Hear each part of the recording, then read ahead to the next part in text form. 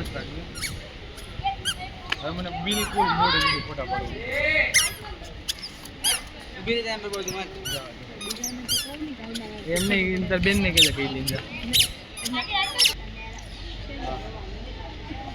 મારો એવું કાંઈ નથી જો ઉદય કાંઈ ના પાડે છે બંદીના ઈશારે પગલે પગલે ચાલે છે કેમ કાઢી નાખે ને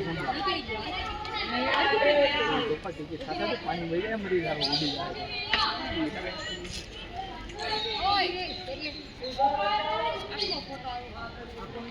આખો કીધું એટલે આવો